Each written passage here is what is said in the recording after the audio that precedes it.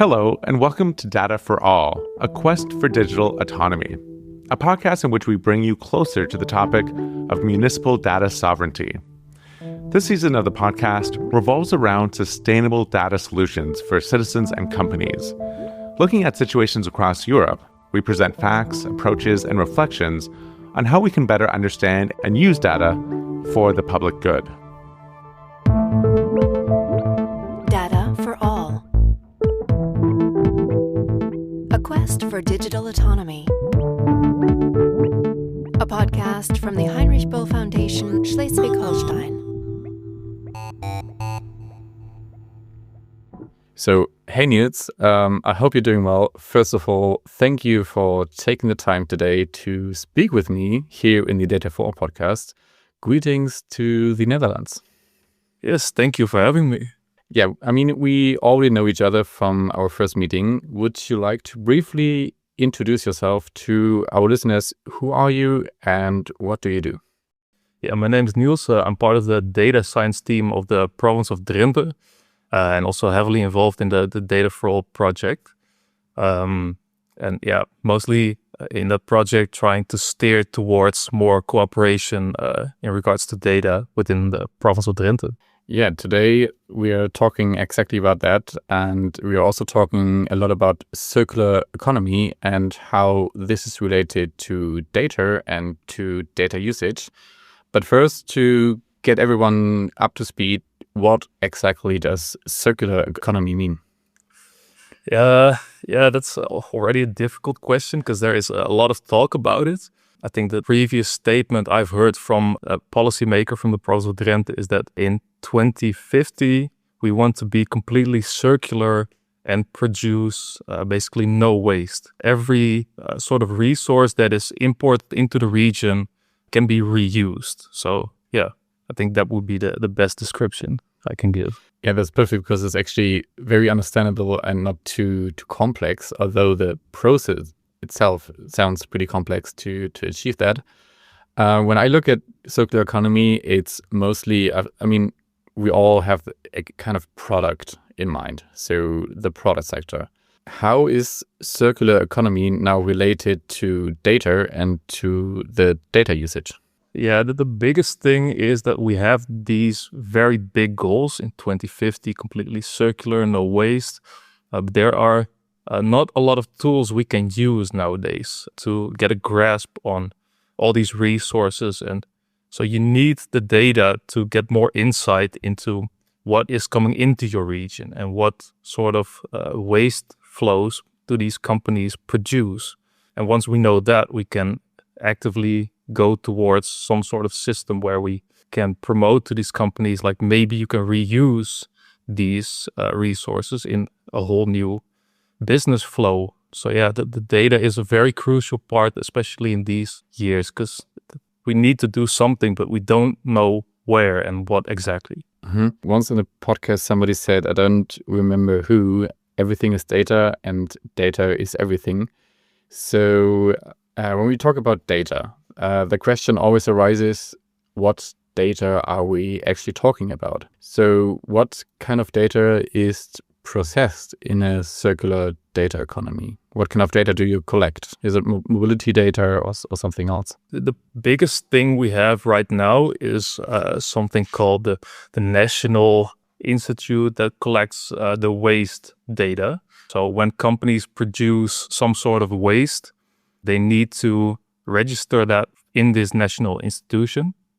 And then we can sort of track where all these flows are heading towards. So are they staying in the region? Are they going to a foreign country or somewhere else in the Netherlands? And it's all sorted in these registration codes. So, for example, someone has a waste stream of aluminium that's registered under a certain code, so we can track where all that stuff goes. And we had in the province of Drenthe, in collaboration with the municipality of Emmen as well, a company that went through all of this data and made a monitor based on that, and gave us already a lot of insight into like what sort of resources are in the region, and especially which ones are critical towards the future. So that already gave us a lot to work with. But now we are trying as a next step to get more insight into what companies specifically have these data streams. Because the company that made this gave us a sort of sectors we need to look towards. But now we made the translation towards the individual companies we want to approach and say, you are working with probably these resources. Maybe you should pay more attention towards the future and try to reuse it more or try to do something else with it.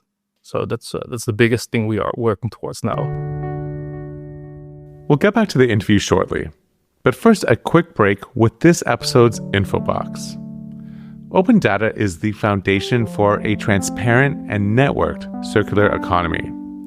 When all publicly accessible data on material flows, types of waste, or production surpluses is used, companies, municipalities, and research institutions can collaborate more effectively and use resources more efficiently. Here's an example. If data on construction or industrial waste is openly available, we can establish regional reuse platforms. This allows valuable materials to be recycled instead of being disposed of. Open data creates the foundation for digital tools that makes material cycles visible, suggest new uses, and identify synergies between actors, even across industries. And with that, back to the conversation. That's perfect because that already leads to the next question. When you approach those institutions, those companies, for example, I mean, a circular economy is not going to be one institution. It's not going to be one company. It's going to be a whole bunch, a whole region working for that circular economy. How do you approach them and how is the acceptance of those companies, of those institutions, sharing that data? Yeah, at the moment, it's happening on a very individual basis. We have these experts that go into the region and try to approach all these companies and hopefully set up some sort of circular system.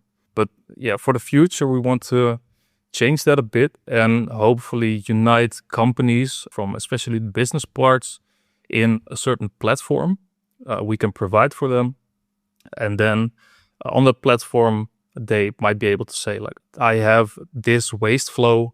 Maybe some other company in the business park has a use for that.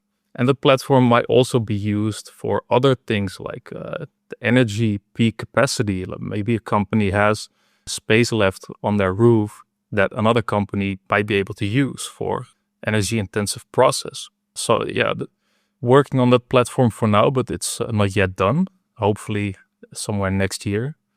But yeah, definitely a big part of it that we have to organize everyone in some sort of way, get them into contact with each other. Because we can talk to them, but they mostly need to talk to other companies and hopefully set up new business flows. Yeah, totally. And I think when you talk about circular economy, it's also a lot about cooperation between the companies itself and between different institutions.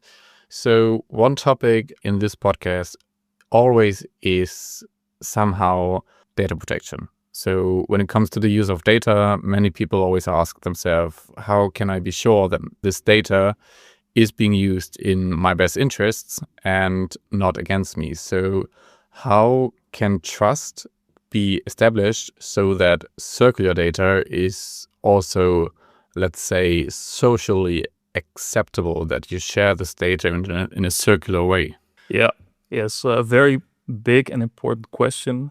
Everything we do is definitely in line with the GDPR. We don't want like any sort of business data that might be critical for their process in any sort of way. We just want to know what resources do you use and what waste generally is produced in that business.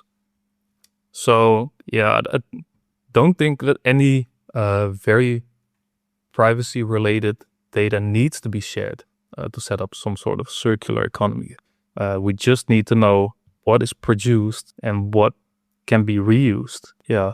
Yeah. So maybe also for our listeners, so you don't really collect personal data, you just collect more like the general data to improve things. Yeah. Everything we have now is aggregated on the sector level. So that's not giving any sort of valuable information. And in the translation we do towards the individual companies, we just say this company probably uses these resources. Maybe they should pay more attention, and maybe we can send some experts towards them that can help them maybe transition towards a more circular system, or help them keep the resources in the region. Yeah, totally. We already talked about it, the waste management. So keeping products in a cycle so that they don't really end up on a big trash hill in, I don't know, Cambodia, Thailand, in Southeast Asia, for example, or in Africa around the world. So how does circular data economy facilitate that? And are there perhaps like other examples from your region that are not related to waste management, but different examples how a circular economy can help? No, we don't have a lot of examples that look like this. What we're doing now, especially with creating these platforms we can unite companies on, that's something new for us at least. So, But I do think that is going to be the biggest part, that we create some sort of platform in the region where we can say company A has this left and maybe company B can use it. To give us more insight. I think that's going to be the biggest part, And now we're going to dive in directly to the Netherlands. So you're working in Drenthe. I hope I'm pronouncing it not too bad. No, it's quite good, So like many other things, the decision to embark such a process will not have been made overnight. So nobody said, okay, tomorrow we're going to start becoming a circular economy and using circular data. So was there like a decisive moment when, you said, okay, now Drenthe has to become a circular economy? Was it like some moment, something that happened, or what led to the decision to become a circular economy? Oh, that's tough to say because I'm only involved like since 2 years, and the decision to go towards a circular economy has been made way before that. I think that's something we all want, and throughout the last couple of years we've all seen that there is a need for it. I don't know what specific point we as a region agreed to do this, but ever since I've been working on it, everyone involved sees the necessity for it. So the municipality of Emmen, NHL Stenden, that's the University of Applied Sciences, and we as the province of Drenthe, we all have experts we want to send into the region and move towards this new system and try to do something at least. But we all keep looking that we don't know what to do. We don't know where to go and what resources are most crucial. So that's the wonderful part of getting together in Data for All, is that we as 3 partners sat together and agreed, yes, we need to do something. We don't know what. Tried to use data to figure out where we need to send everyone. And throughout that, a very nice collaboration started. Yeah, perfect. I mean, that's what this Data for All is actually about cooperation. And you already mentioned it's always a process, and it will be a process for many, many years. And I don't really know whether you can say that this process is finished in a way, because it's always a process. So when we talk about Drenthe now, to what extent is the province already a circular economy? Well, at the moment we are at the very start of this circular transition, I think still. But there are a lot of very good initiatives currently running. We have this cooperation called Circular Groningen-Drenthe that already has a lot of beautiful pilot projects that prove that a circular economy is possible in a lot of different ways. But we as the province of Drenthe need to do a whole lot more to actually achieve that goal in 2050. Yeah, that's good. And as we said, it's a process. So you've been working on this for quite some time now, and you probably also had some kind of challenges on the way. So what kind of challenges did you encounter throughout this process? The biggest one is always going to be the availability of data. Fortunately, we have something to work with this national waste registration system.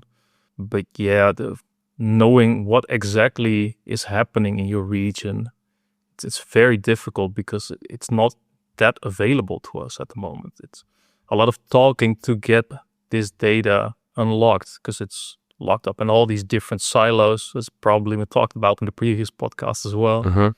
And you need to get it together in some sort of overarching system so you can actually make good statements on where your region is at the moment and where you need to go, what sectors you might need to focus on, and what resources specifically. So now we're going to be very specific, because let's just imagine I live in Drenthe now, and what would be the benefits, or how, rather asked, how can I tell that the circular economy and the associated data usage are helping? How would it affect my life as a citizen in the community? Yeah, well, it might not even be that noticeable. Like maybe nothing really changes. We just can invent new ways to reuse these resources in the businesses. And hopefully nothing changes towards the consumer. Maybe, hopefully, new products can be thought of. But yeah, it's mostly for the businesses. And if the consumers, the citizens don't notice anything, might also be a good thing, because then the price won't be increased and everything will just go on as usual, but then fully circular with no waste. Yeah, totally. I think it's also good to hear for listeners that not their whole life is going to change, and you probably won't even realize it, although things are changing to a better way, to a circular economy. So in this podcast, we always try to look beyond the horizon. So this always kind of happens in the end of the Data for All podcast.